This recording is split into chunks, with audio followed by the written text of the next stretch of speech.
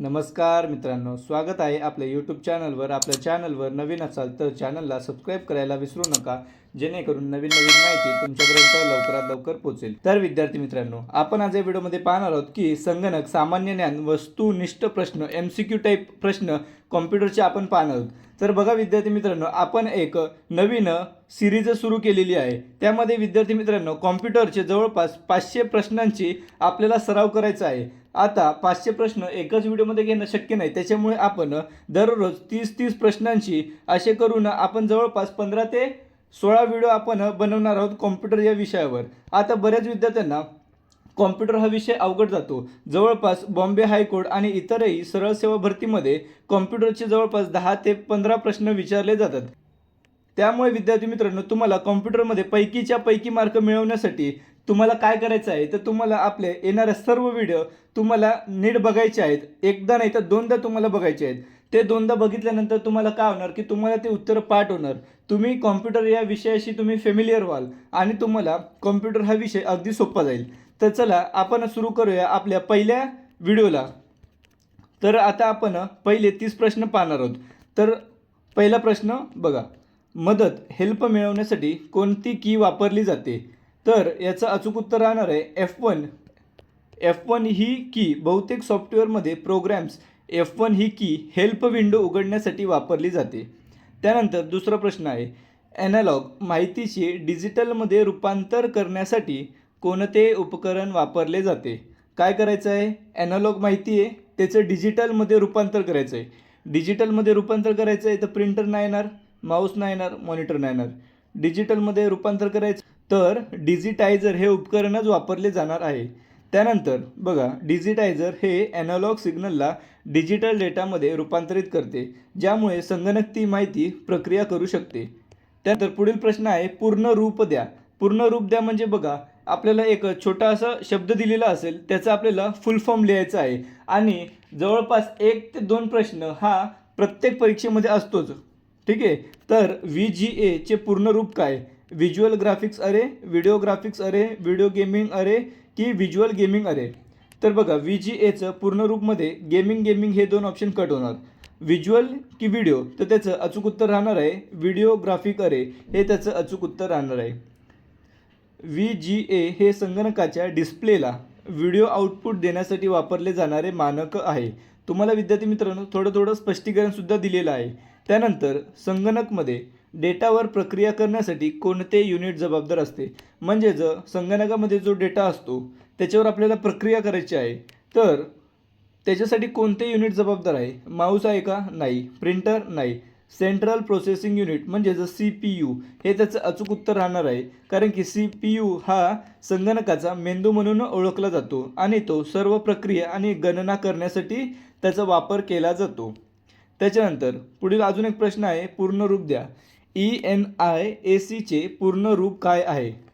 तर त्याचं अचूक उत्तर काय राहणार आहे विद्यार्थी मित्रांनो? तर त्याचं अचूक उत्तर राहणार आहे पर्याय क्रमांक A, electronic numeric integrated and computer. हे ENIACचे पूर्ण रूप आहे.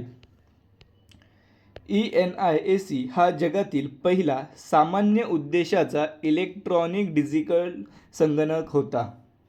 त्यानंतर पुढील प्रश्न आहे, जावास्क्रिप्ट ही प्रोग्रॅमिंग भाषा कोणत्या वर्षी अस्तित्वात आली आहे? तर बघा, हे 4 पर्याय आहेत, खाली 2000 आणि 2005 असे पर्याय आहेत. ठीक आहे. तर याचं तुम्हाला अचूक उत्तर सांगायचं आहे की जावास्क्रिप्ट प्रोग्रॅमिंग ही भाषा कोणत्या वर्षी अस्तित्वात आली? तर त्याचं अचूक उत्तर राहणार आहे 1995. ठीक आहे. वेब डेव्हलपमेंटसाठी अत्यंत लोकप्रिय असलेली जावास्क्रिप्ट भाषा ही 1995मध्ये सुरू झालेली आहे. आता याच्यात तुम्हाला याचा उपयोग काय आहे, तर वेब डेव्हलपमेंटसाठी जावास्क्रिप्ट भाषेचा वापर केला जातो. त्यानंतर पुढील प्रश्न आहे 7वा, स्क्रीनवरील आकृतीची हालचाल नियंत्रित करण्यासाठी कोणते उपकरण वापरले जाते? तर बघा विद्यार्थी मित्रांनो, याचं अचूक उत्तर काय राहणार आहे? स्कॅनर येणार का? ठीक आहे. आपल्याला हालचाल करायची आहे स्क्रीनवरील आकृतींची, तर स्कॅनरने हालचाल होणार का? नाही. प्रिंटरने हालचाल होणार का? ते तर प्रिंट काढतं. नाही. कीबोर्डने होणार का? कीबोर्डने आपण टाईप करतो. तर पर्याय क्रमांक B, जॉयस्टिक हे त्याचं अचूक उत्तर आहे. त्याचप्रमाणे जॉयस्टिक हे ना कशासाठी वापरलं जातं माहिती आहे का? आपण जे गेमिंग करतो त्याच्यामध्ये सुद्धा ते जॉयस्टिक वापरलं जातं. त्यानंतर जॉयस्टिकचा वापर प्रामुख्याने व्हिडिओ गेम्स आणि सिम्युलेशनमध्ये हालचाल नियंत्रित करण्यासाठी होतो. ठीक आहे. त्याच्यानंतर संगणकाच्या भाषेत 1 बाईट्स म्हणजे किती बाईट? ठीक आहे. आपण बघतो की 1 GB 1 KB म्हणजे किती MB. ठीक आहे. तसं तर याचं किती आहे? संगणकाच्या भाषेत 1 बाईट म्हणजे किती बिट्स? तर 1 बाईट बरोबर 8 बिट्स होतात. ठीक आहे. 8 बाईट मिळून 1 बाईट तयार होतो, जो डेटा मोजण्याचे मूलभूत एकक आहे. तुम्हाला हेही विचारू शकतात की बाईट्सचा उपयोग काय आहे? तर ते डेटा मोजण्याचे एक मूलभूत एकक आहे. त्यानंतर पुढील प्रश्न, सर्वात वेगवान सेमीकंडक्टर मेमरी कोणती आहे? ठीक आहे. तर सर्वात वेगवान सेमीकंडक्टर मेमरी ही कॅश मेमरी आहे. त्यानंतर कॅश मेमरी ही CPU जवळ असते व ती डेटा मिळवण्याचा वेग वाढवण्यासाठी वापरली जाते. ठीक आहे.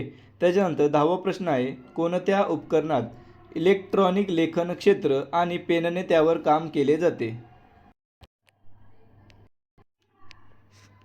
तर विद्यार्थी मित्रांनो बघा, ग्राफिक्स टॅबलेटमध्ये आपल्याला लेखन क्षेत्रसुद्धा असतं म्हणजे द डिस्प्ले, आणि त्याच्यावर आपण पेनने सुद्धा आपण काहीतरी डायग्राम वगैरे काढू शकतो. ठीक आहे. त्याच्यामुळे याचं अचूक उत्तर राहणार आहे ग्राफिक्स टॅबलेट. तर बघा, कलाकार आणि डिझायनर डिजिटल रेखाटनासाठी ग्राफिक्स टॅबलेट आणि स्टायलर्सचा वापर केला जातो. हे स्टायलर्स काय आहे? तर ते स्टायलर्स नावाचं एक पेन असतं. ठीक आहे. त्याच्यामुळं आपण वेगवेगळे चित्र, कला हे आपण त्या टॅबवर काढू शकतो. त्याच्यानंतर WORM संगणकाच्या संदर्भात काय आहे? Write once read many, work on real memory, write optical read method किंवा यापैकी नाही.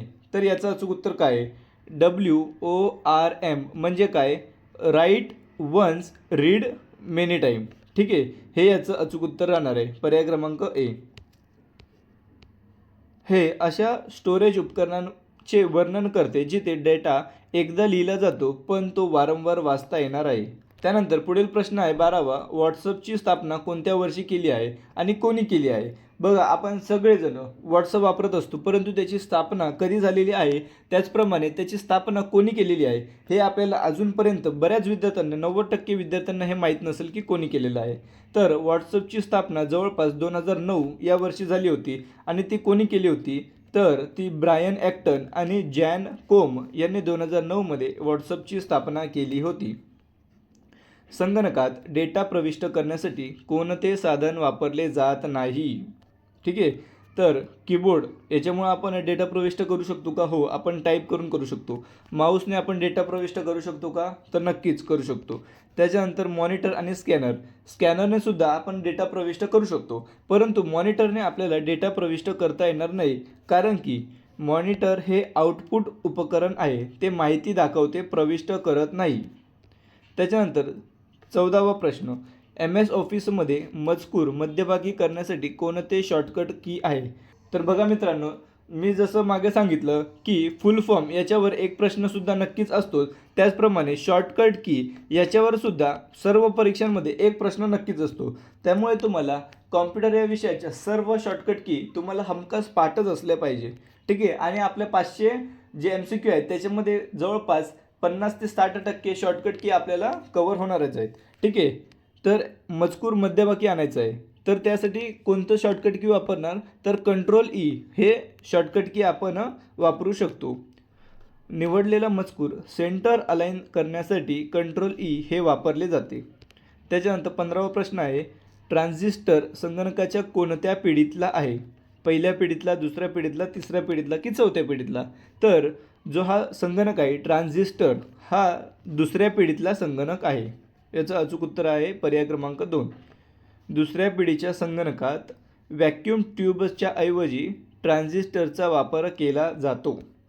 त्याच्यानंतर WWW याचा फुल फॉर्मसुद्धा विचारला जातो. हा 1000 करोड वेळा प्रश्न विचारला गेला असेल की WWW याचा फुल फॉर्म काय आहे?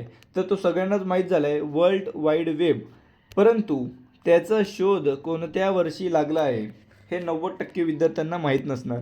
तर सांगा, WWW वर्ल्ड वाईड वेब याचा शोध कोणत्या वर्षी लागला आहे? तर याचं अचूक उत्तर राहणार आहे 1989 या वर्षी त्याचा शोध लावला होता. आणि तो कोणी लावला होता? तर टिम बर्सन ली यांनी WWW वर्ल्ड वाईड वेब याचा शोध लावला होता. त्याच्यानंतर ATPचं फुल फॉर्म काय? Automatically programmable tool. ठीक आहे, कोणी विकसित केलेले आहे? ATP हे डगलस टी रॉस यांनी विकसित केलेले आहे. डगलस टी रॉस यांनी ATP भाषेचे जनक मानले जातात.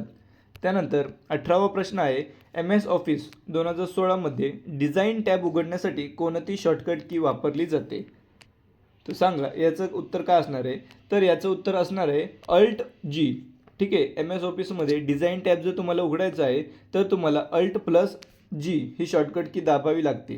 ऑफिस सॉफ्टवेअरमध्ये G ही डिझाईन टॅबशी संबंधित शॉर्टकट की म्हणून काम करते. त्याच्यानंतर 19वा प्रश्न आहे, हवाई वाहतूक नियंत्रणासाठी कोणत्या प्रकारचे संगणक वापरले जाते? हवाई वाहतूक करायची असेल तर त्यासाठी हायब्रिड नावाचं संगणक वापरले जाते. तर याचं स्पष्टीकरण काय आहे? हायब्रिड संगणकात ॲनालॉग आणि डिजिटल दोन्ही वैशिष्ट्ये एकत्र करतात, जे एअर ट्रॅफिक कंट्रोलसाठी आवश्यक असतात. त्याच्यानंतर पुढील प्रश्न आहे 20वा, पहिला वेब ब्राउझर कोणता आहे जो नॅशनल सेंटर फॉर सुपर कॉम्प्युटिंगने विकसित केलेला आहे? तर पहिला वेब कोणता आहे? नॅशनल सेंटर फॉर सुपर कॉम्प्युटिंगने विकसित केलेला. तर त्याचं अचूक उत्तर असणार आहे मोसॅक. ठीक आहे, त्यानंतर मोसॅक हा लोकप्रिय झालेला पहिला ग्राफिक वेब ब्राउझर होता. ठीक आहे, त्याच्यानंतर 21वा प्रश्न आहे, मानक कीबोर्डवर किती फंक्शन की असतात? मानक कीबोर्डवर म्हणजे बघा, हा आपला कीबोर्ड आहे ना, तर याच्यावरती अशा वेगवेगळ्या कीज असतात. ठीक आहे, F1 F2 F3 अशा. तर त्या टोटल F1 to F12 पर्यंत असतात. त्या 12 फंक्शन की असतात आणि त्या सगळ्यांचेच वेगवेगळे काही कार्य असतात. म्हणजेच F1ने आपण हेल्प ही विंडो उघडू शकतो. तर याचं अचूक उत्तर राहणार आहे पर्याय क्रमांक 2 12. तर बघा मित्रांनो, कीबोर्डच्या वरच्या बाजूला F1 ते F12 अशा एकूण 12 फंक्शन की असतात.